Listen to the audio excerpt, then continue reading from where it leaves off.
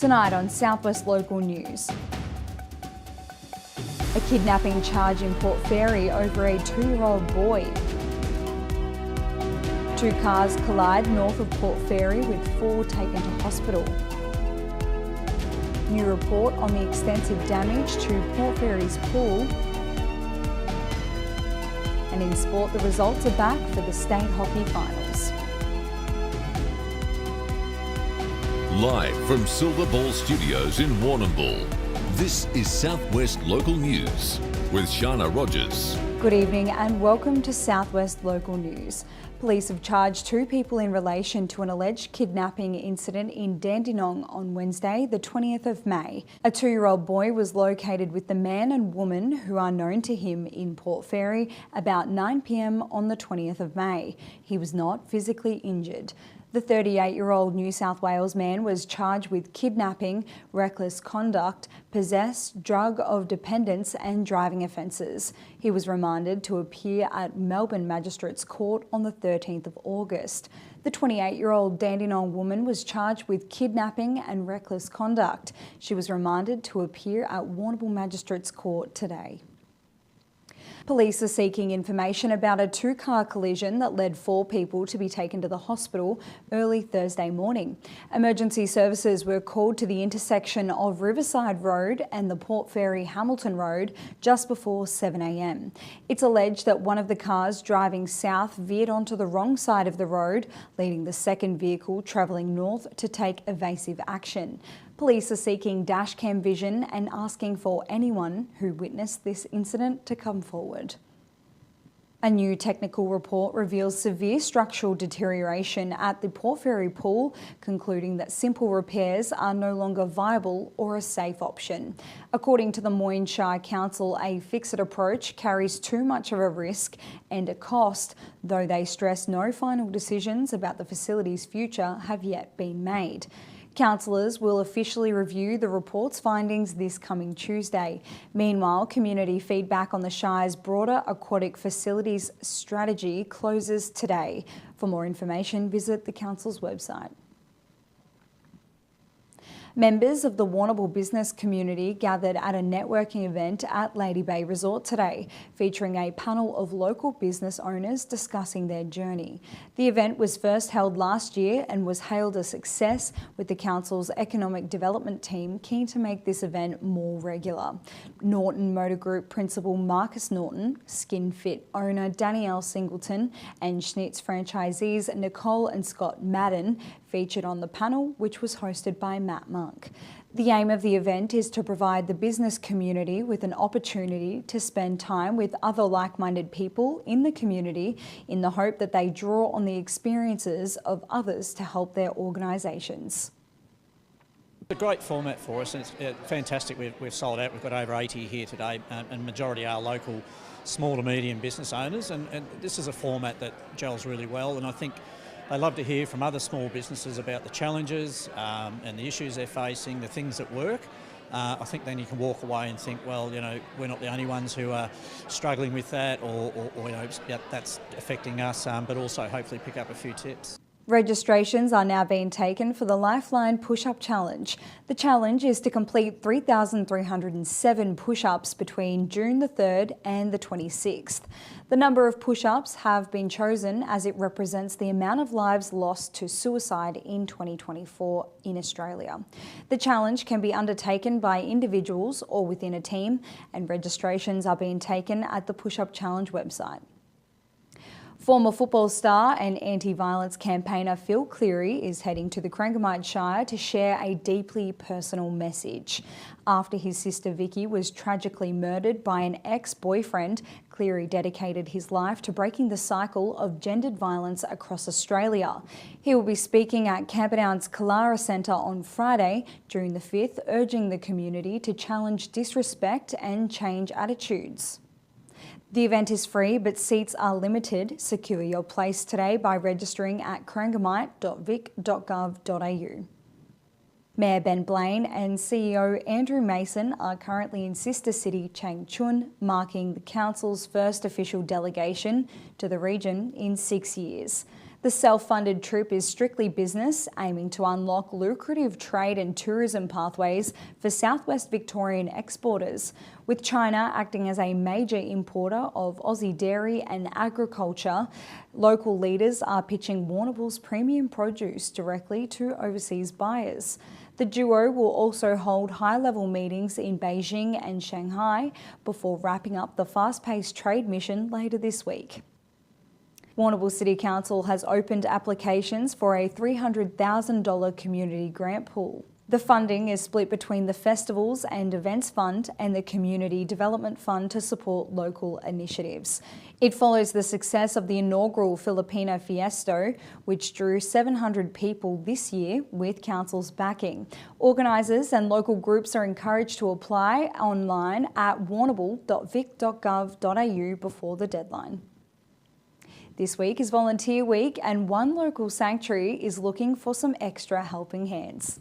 If patting a kangaroo or feeding a dingo was on your cards for 2026, maybe volunteering at the Warrnambool Wildlife Encounters is on the cards for you. I think if you're passionate about animals, then it's a really good place to learn. We are only the little guy, so you might get a little bit more hands-on here than you would have the opportunity to at maybe some of the bigger establishments.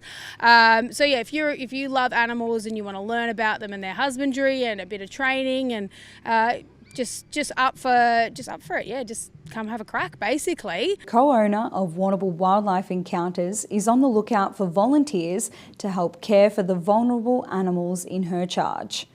I think anyone can really have a go. If you are passionate, you'll enjoy it for sure. We have a lot of ambassador animals. They are humanised in order to educate people on them and get a closer look at them. So they're definitely contributing to that, to making sure that the welfare of these animals is as tip-top as we can provide. And also we do have a lot of endangered species here as well. So they're helping to ensure these insurance programs are doing well in human care.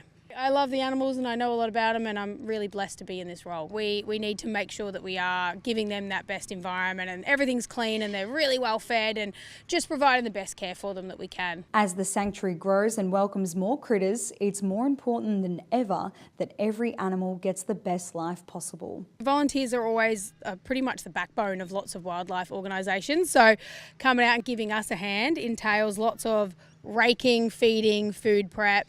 We're always raising lots of ambassador species, so there's lots of joeys to look after and raise and help with. So it's a bit of everything. Got to be happy to get your hands dirty, and there's also, you know, a bit of maintenance, gardening if you're into gardening, a bit of everything. So if you're up for it and you're willing to give it a shot, we're pretty up for you to come have a crack. Paramedics in Warrnambool and across the southwest are getting to life-threatening emergencies faster as ambulance response times improve.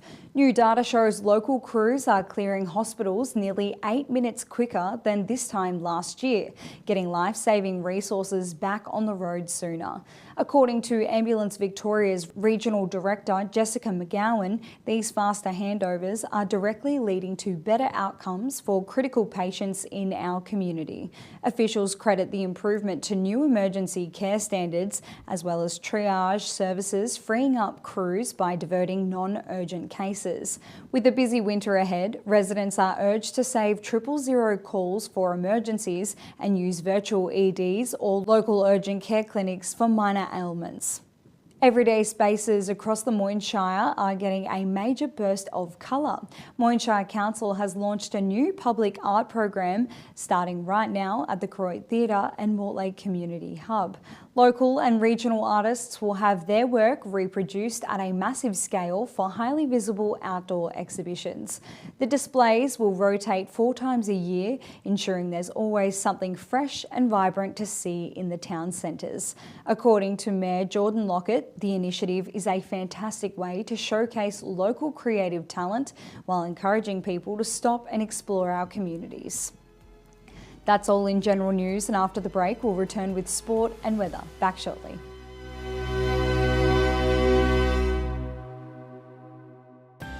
We use the Ridley team, make a phone call, I get high quality advice.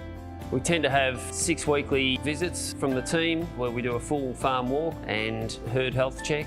They check in on production and the feeding rate. It's something I don't have to worry too much about because I'm always comfortable that they will have it under control.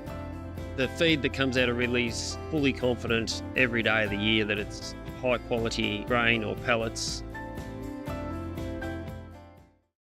B&B Furniture Plus now stock a range of adjustable beds. They have mobility aids to help you live your life to the fullest and lift chairs for the best in comfort.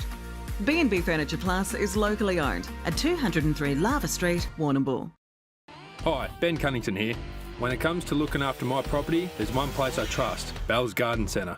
They stock ride-on mowers from Ferris, Ariens and Country Clipper, plus small power equipment from Victor, Super Swift, Echo, Shindawa and Greenworks. With over 60 years combined servicing experience, they'll keep your gear running right. And it's not just machinery. Bells have everything for your garden, from giftware and pots to bird baths and concrete features. They even deliver anywhere across the southwest. So if you want the best for your yard, head to Bell's Garden Centre. They've got you covered. George Taylor Stores. 3 stores and astonishing range of products. Clothing, accessories, beanies, gloves, hats and belts. Brands like Bisley, Yakka and Ridgeline. Plus the largest range of boots and gumboots in the region. George Taylor Stores. Tonight's sport is proudly brought to you by Nutrient Ag Solutions, Warrnambool and Timboon. Getting the most out of your farm. Contact the team today. Welcome back, and first making news in sport. Hockey Southwest is celebrating a massive weekend of success after sending 4 junior teams to Melbourne for the 2026 Junior Country Championships. The under-16 girls led the charge, securing a thrilling 2-1 victory over Ballarat to take home the bronze medal. Meanwhile, the under-18 boys fought hard to finish a commendable 4th, while the energetic under-14s girls and boys teams showed incredible growth and teamwork against tough regional opponents. Off the pitch, local umpire Juliet Pinkerton reached a major milestone, officiating an impressive 8 games in her championship debut. According to Association President Kim White, these fantastic results highlight the booming growth and bright future of hockey across Warrnambool and the surrounding districts. A historic football rivalry writes its next chapter tomorrow as the Hampton Football Netball League hosts the Ballarat Football Netball League at Warrnambool's Reed Oval. Marking the 4th consecutive annual interleague clash between the 2 powerhouse competitions, the headline under-23 football teams will battle fiercely for the prestigious Clinton Bolsh John Northey Cup. Hampton will be guided by new head coach and AFL Premiership player Nathan Vardy, who is eager to exploit home ground advantage and showcase the coast's premier young talent. Ballarat arrives with a deeply structured representative pathway and highly competitive squads looking to spoil the party on enemy territory after a gruelling start to their local season. With both leagues pausing their regular fixtures for this standalone showcase, tomorrow's match promises high-intensity regional football at its absolute finest. Speaking on the Hampton Football Netball League's Facebook page, coach Nathan Vardy says the players are excited to represent the Green Bottles. It's obviously a bit of a showcase game. It does give guys some opportunities. I wouldn't be able to reel off the names sort of off the top of my head, but there's obviously been a few guys from the Hampton League that have found their way onto VFL lists over the last few years, and I dare say that this game's had something to do with that, because as you can see in the AFL at the moment, there's a lot of guys that are starting their career late and slip through the cracks as you mentioned, and this is just an opportunity for guys to showcase their footy and play at a high level and be able to test themselves against some really good opposition. So from that point of view, I think it's been a really successful concept. And the other piece is, mate, the older boys that have typically played in the interleague they're usually the sorer boys, or already got kids or families, and like to obviously have a week off. So this age group, as Drew mentioned, is probably a really eager and good to work with group. That when they do get the opportunity to be a part of something like this, they really jump at it and get really excited for the opportunity. The court is set for an epic, first-of-its-kind showdown tomorrow at the Reed Oval as the Hampton and Ballarat Leagues officially launch their inaugural Under-23 Netball Interleague clash. This historic addition to the traditional rivalry turns the spotlight squarely on the fastest, most athletic emerging talent across Western Victoria's premier netball pathways. Hampton holds a major tactical weapon on the sidelines, with Netball Victoria Western Talent Academy coach Will Jamieson taking the reins to unleash a lethal, highly disciplined home squad. Not to be outdone, a fierce Ballarat contingent travels down the highway with elite court speed and a reputation for suffocating defence, eager to silence the coastal crowd. With regular season premiership points put on hold, tomorrow's standalone spectacle is a high-stakes battle for ultimate regional bragging rights. So exciting being with some girls from different teams, especially girls like Layla Monk. I mean, she's a weapon and smashed it last year in the finals, and so it'll be really exciting playing with them and learning some stuff from them. Yeah. One of the Warrnambool District Football Netball League's most fierce modern football rivalries reignites tomorrow when Merivale welcomes heavyweights Noranda to the Recreation Reserve. The highly anticipated Round 7 clash marks the very first time the two proud clubs have gone head-to-head this season. It is a crucial 4 points on the line for both teams, with the third-place Blues looking to keep pace with the top two, while the Tigers sit just outside the top 5 in 6th. Historically, encounters between these two sides are bruising, high-stakes affairs, and coaches expect tomorrow afternoon to be no different. The senior local football action kicks off tomorrow at 2:20 p.m, with a massive crowd anticipated at Merivale to witness the blockbuster showdown. That's all making news in sport today. In Warrnambool, a top of 16 degrees with a frosty morning and up to 5 millimetres expected to fall throughout the evening. This afternoon, a mostly sunny one. We'll hear from our advertisers and return with the full forecast.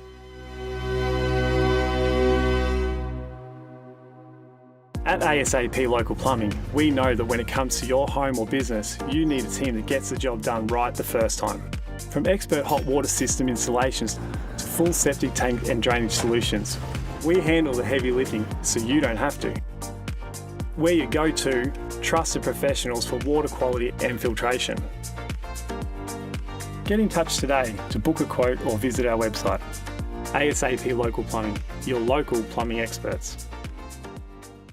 G'day, Jeff Cook here at the Tyre Factory Warrnambool.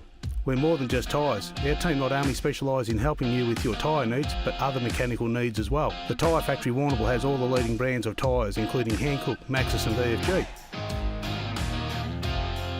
Plus we also offer a number of wheel packages and wheel alignments. Get in touch with us at the Tyre Factory Warrnambool for your mechanical needs. We are more than just tyres at the Tyre Factory Warrnambool, Raglan Parade.